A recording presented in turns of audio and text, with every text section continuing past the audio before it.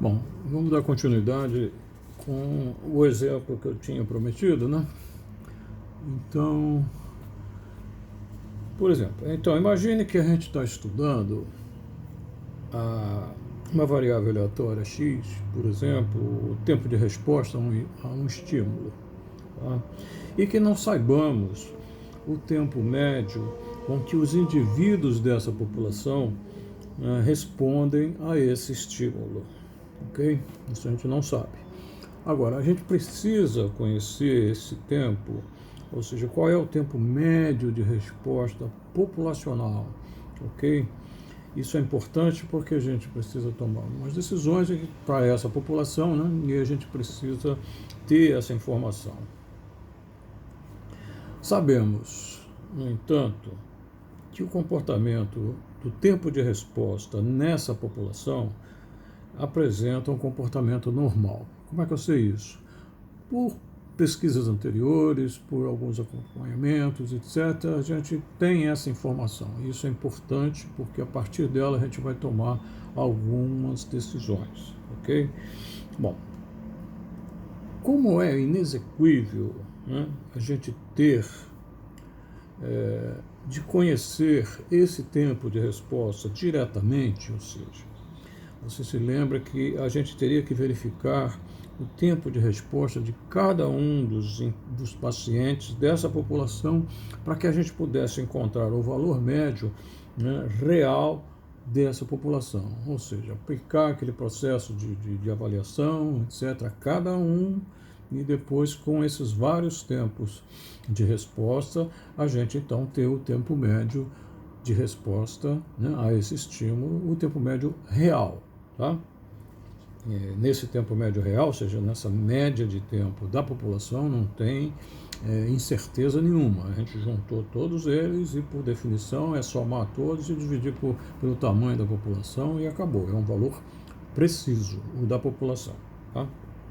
Bem, como é inexequível, então, ter de conhecer diretamente esses tempos, para que a gente possa, então, encontrar essa média real, né?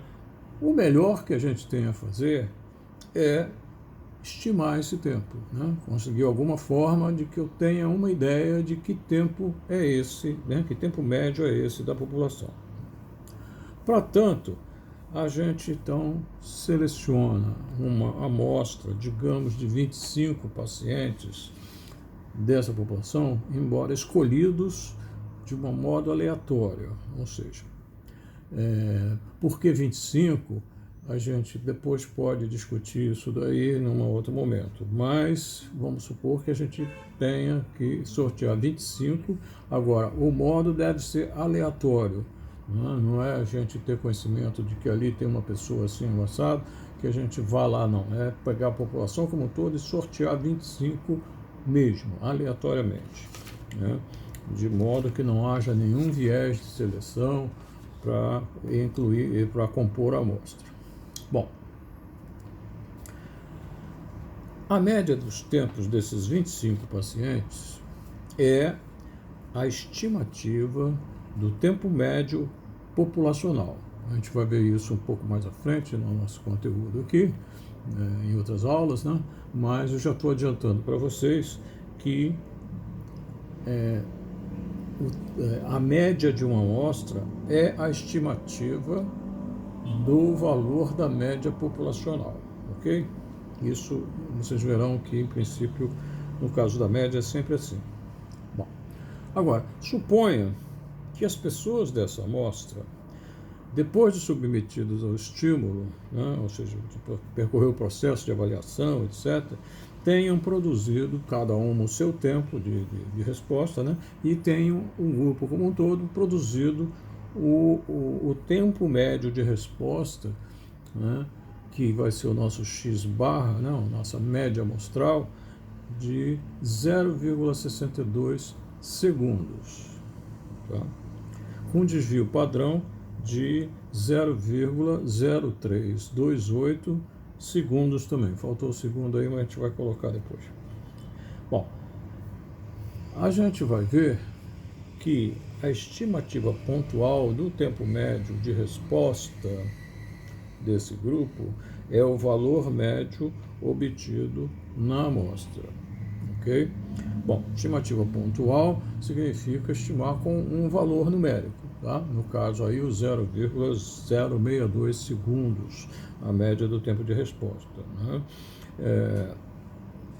Bom, mas como, né, esse valor pontual ele tem uma imprecisão natural, porque, assim como veio essa amostra de 25, podia ter vindo aleatoriamente qualquer outra amostra do mesmo tamanho 25, tá? E aí possivelmente o produto, o tempo médio dessa outra amostra não fosse exatamente esse daí, ok? Então há uma imprecisão natural vamos assim, nesse valor médio como estimativa do valor populacional. Bom, vai depender, evidentemente, da amostra que foi recolhida, né? Então, é prudente a gente estimar um intervalo, né, de tempo que possa conter o tempo médio real. Tá? Ao invés de estimar um valor pontual, a gente estima um intervalo, né, com a ideia de que o real vai estar dentro desse intervalo. Tá? Ok? Bom, mas isso pode ter algum tipo de possibilidade de ser mais acertado ou menos acertado. Então, a gente precisa também fixar um grau de confiança de que esse intervalo pode conter aquela média populacional. Tá? Bom, dentro dessa configuração, ou seja, dessa possibilidade desse intervalo conter a média populacional, é que surge o conceito de nível de confiança na estimativa por intervalo. Tá? Então, esse nível de confiança é extremamente importante a gente estabelecer isso a priori, para não ficar fazendo coisa depois em função do valor que você observou lá no grupo amostrado. Né? Bom, a confiança integral a gente nunca vai ter. Tá? A partir dessa ideia da amostra, a gente não tem a confiança integral. A única forma, né, de ter essa confiança integral é a gente trabalhar na população como um todo. E aí, se corrermos cada um dos indivíduos da população e tivermos os valores individuais, aí a gente vai ter o tempo médio real daquela população. E nesse tempo médio real não existe nenhuma incerteza, porque todos participaram, né, para formar essa média. Okay? Então não há estimativa nenhuma, é o valor preciso, real da média populacional.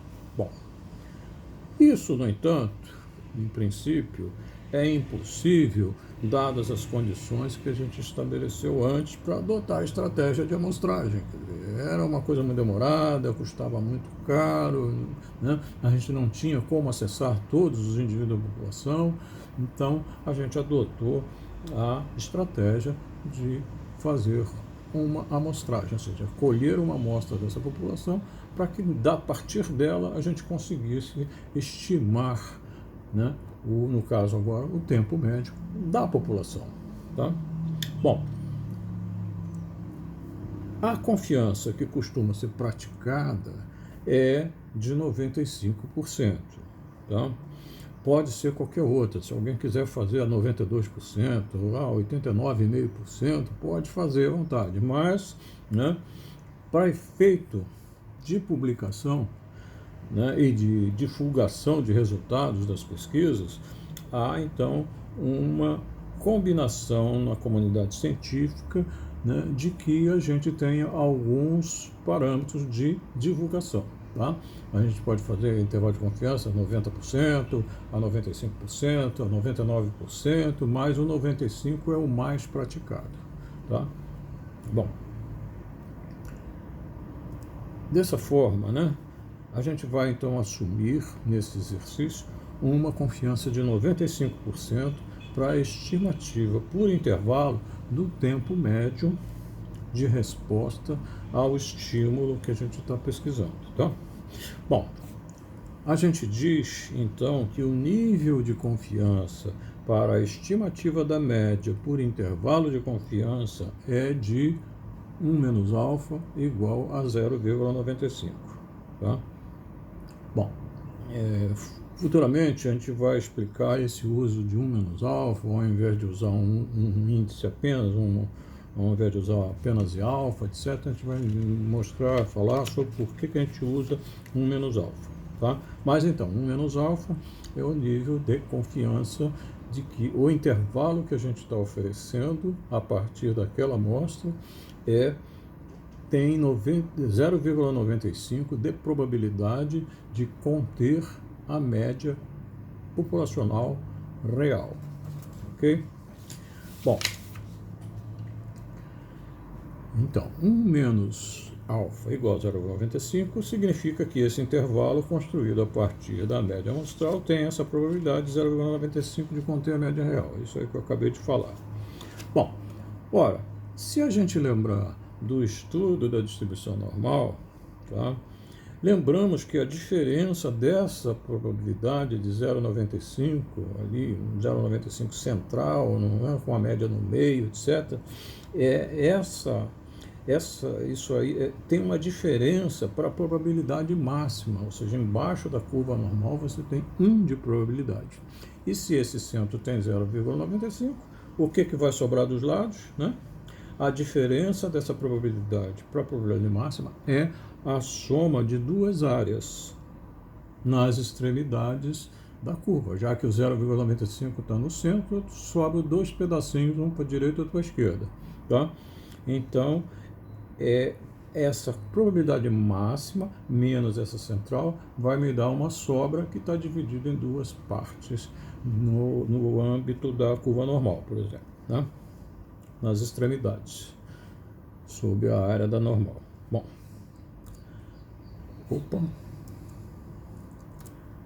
essa probabilidade, então, das rabeiras, né, o que sobra é 1 menos 0,95 é igual a 0,05. Então, essa é a área que está fora do intervalo e indo embaixo da curva normal. Ok? Bom, se nas duas caudas, né, na parte direita, na parte esquerda e na parte direita da curva normal, eu tenho 0,05 de probabilidade de valores de tempo médio real acontecerem, né, em função da amostra, em cada uma das caudas, né, da esquerda, por exemplo, temos a probabilidade de 0,05 das duas, dividido por 2, e eu vou ter a metade disso. Então, 0,05, né, dividido por 2 dá 0,025. Então, cada uma dessas abas tem 0,025 de probabilidade de conter o tempo médio real a partir do dado da amostra. Ok? Bom, se nós estivéssemos trabalhando com uma amostra grande, e aí o que é uma grande amostra? Tá? Uma grande amostra é uma amostra com pelo menos 30 unidades observadas. Tá? Bom, por que é 30? Isso é um número que mostra depois, dentro da inferência estatística, a gente mostra que esse valor de 30 é um valor que, mesmo aproximado, a gente consegue um valor bastante bom, né, para o real. Tá? Não precisa mais do que 30 indivíduos. Bom, então, se a gente estivesse trabalhando com uma amostra grande, com pelo menos 30 pacientes, a gente usaria a função de distribuição acumulada da normal, aquele fisão de Z, né, que mede a probabilidade que vem desde menos infinito até esse valor de Z, né, para encontrar o valor de Z, de modo que esse φ de Z fosse aquele 0,25, aqueles primeiros lá da esquerda da curva. Tá? Bom, esse valor de Z significaria a quantidade de desvios padrões que aquele extremo né, inferior do intervalo de confiança a 95%, quantos desvios padrões, esse valor se distancia do valor da média amostral. Tá? Isso é que significa aquele Z daquela distribuição. Tá? Como estamos, na verdade, trabalhando com uma amostra pequena, ou seja, o nosso N é menor do que 30, né, no caso aí são 25, devemos substituir a distribuição normal por uma outra distribuição que seja própria, né, para trabalhar com inferência estatística a partir de pequenas amostras. Né? Essa distribuição é a distribuição T de Student. Ok?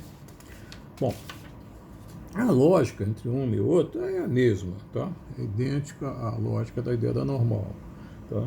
Agora, o que a gente precisa é encontrar a quantos desvios padrões, tanto para a direita quanto para a esquerda, se encontram os limites, tanto o inferior quanto o exterior, né? A que distância esses limites, né, estão da média populacional. Ok? Então vai ser um valor de Z que vai dizer quantos desvios padrões eu tenho para a direita e para a esquerda. Bom, só que como a amostra é pequena, a gente vai buscar essa quantidade não na distribuição Z, mas sim na distribuição T, tá? Que tem a mesma ideia, a quantidade de desvios padrões para baixo e para cima da média. Tá? Bom, mas só que a T é uma família de distribuições. Tá? Então a gente tem que encontrar a respectiva curva T que deve ser usada, é aquela que tenha 24 graus de liberdade. Ou seja, é esse Nizinho que está aí, né? Esse Ni aqui, que é a letra minúscula grega, né, que deve ser calculada tomando o tamanho da amostra e subtraindo uma unidade. Se era 25 menos 1, o tamanho do Ni vai ser igual a 24 graus de liberdade. Tá?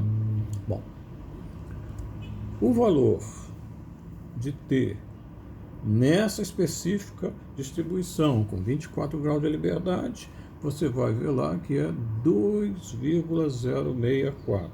Né?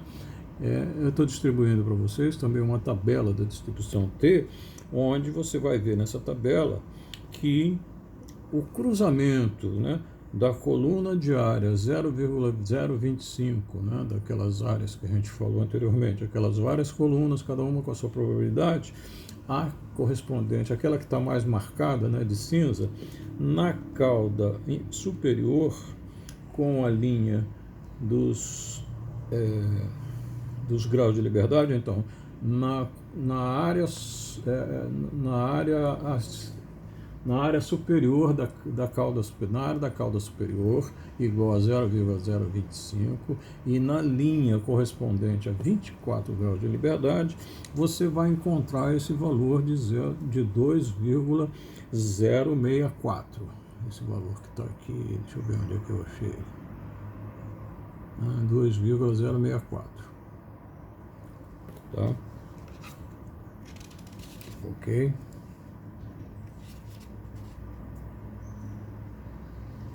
Então,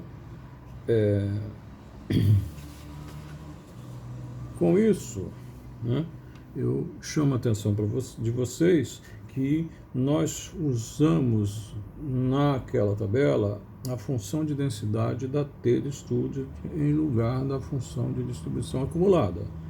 Né?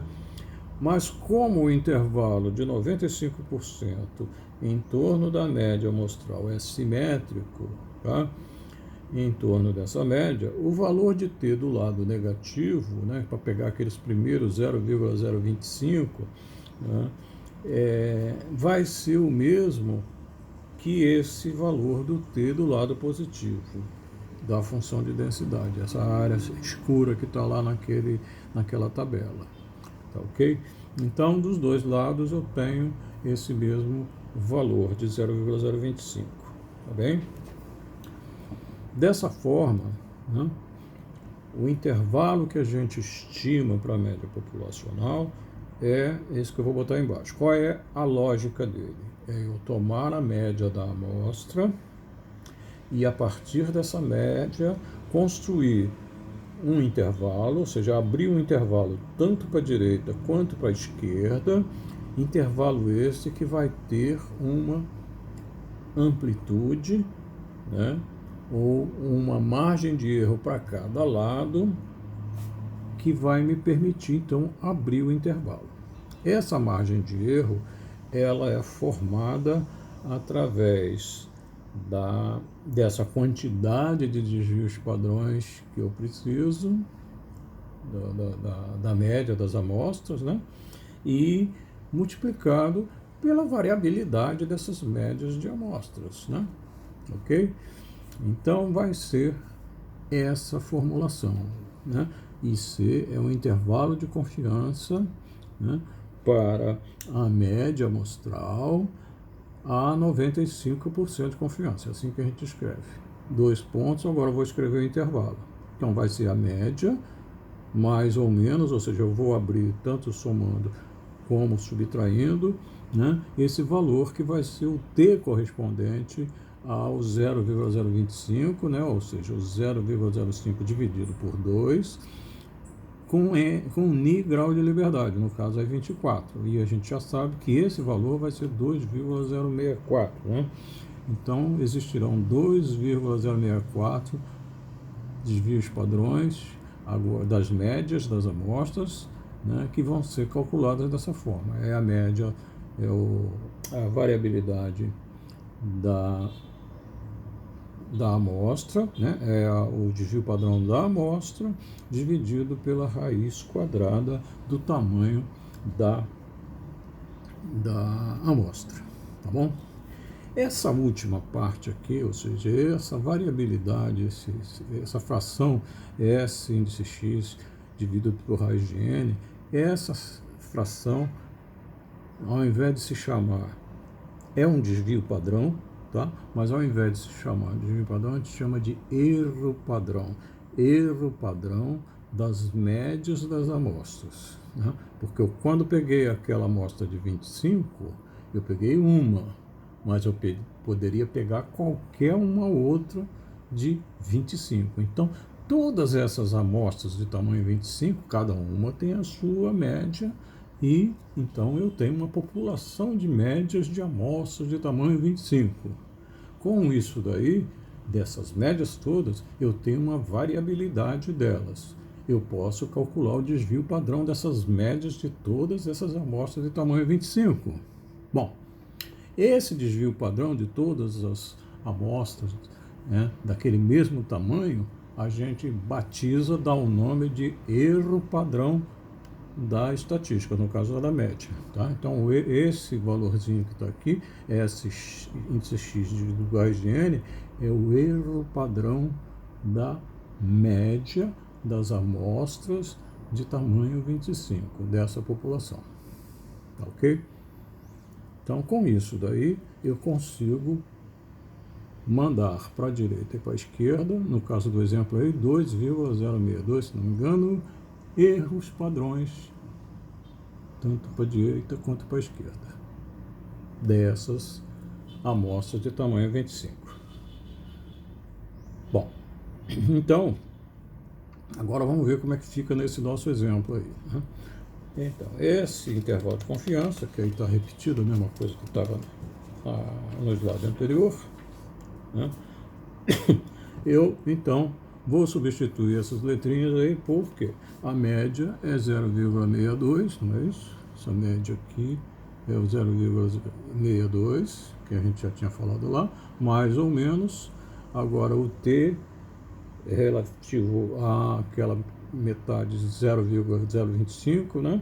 E com 24 graus de liberdade, vezes o desvio padrão, ou seja, o desvio padrão da amostra deu 0, perdão, desvio padrão da amostra deu 0,0328. Isso foi informado também lá no problema. Dividido por raiz de n, que é 25, que é o tamanho da amostra. Tá bom? Bom, agora, desenvolvendo essa segunda parte aqui, primeiro no próximo passo a gente continua com 0,62 aqui, e agora, mais ou menos, vamos abrir isso daqui. Esse t a 0,25 com 24 graus de liberdade, a gente viu que é 2,064. Isso. E vezes essa fração que eu estou repetindo ela aqui. Tá? Bom, então agora a gente vai ficar com 0,62 e calculando essa parte aqui, essa segunda parcela, isso vai dar 0,014. Tá? Então, isso aí significa o quê? Para eu criar o intervalo de confiança, eu vou pegar o 0,62 e vou subtrair esse valor para encontrar o limite inferior do intervalo e vou somar a 0,62 a esse valor, 0,014, para encontrar o limite superior do intervalo. Ok? Com isso, então, eu concluo o intervalo de confiança, que vai de 0,606 até 0,634. Tá? Isso quer dizer que eu estou dizendo que a probabilidade daquela média real, daquela média populacional estar entre 0,606 segundos e 0,634 segundos é 0,95. Essa é a probabilidade. Então, esse intervalo aqui tem 95% de confiança. Ok? Esse é o entendimento que a gente tem de fazer disso. Tá? Então, usando as tabelas da distribuição T, né, seja a função de densidade ou a função de distribuição acumulada, a gente consegue resolver essa parte toda, né, já que teoricamente a gente sabe qual é a forma de chegar ao intervalo de confiança, né, a partir de uma amostra. Ok? Mas, ao invés de ficar fazendo essa contalhada toda, ou procurando em tabelas, etc., em lugar de usar essas tabelas, a gente também pode utilizar o Excel, né, para obter os valores dessa distribuição T. Aquele 2,064 a gente pode obter na própria tabela do Excel. Né? Quando você precisar obter um valor de T, né, sob a condição de Ni graus de liberdade, a gente deve usar a expressão, essa que está aí, numa daquelas células da planilha do Excel, ou seja, igual a INVT, INVT, ou seja, na verdade esse INVT é o inverso da T, né?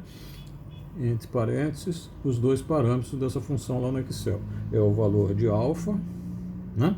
Aquelas duas rabeiras da distribuição T, né? E a quantidade de graus de liberdade, unir, tá? No caso do nosso exemplo, então isso vai ser o seguinte, a gente precisa do T, né? O nosso alfa aí seria 0,025, não é isso? 0,025, e os graus de liberdade seriam o 24. Né? Então a gente escreve lá, igual INVT 0,05, porque a gente não deve calcular só para um lado, a gente tem que tomar os dois lados, né? Então 0,025 de um lado e 0,025 do outro, somando dá 0,05. 2 pontos, 24, que são os graus de liberdade. Ok? Tá bom?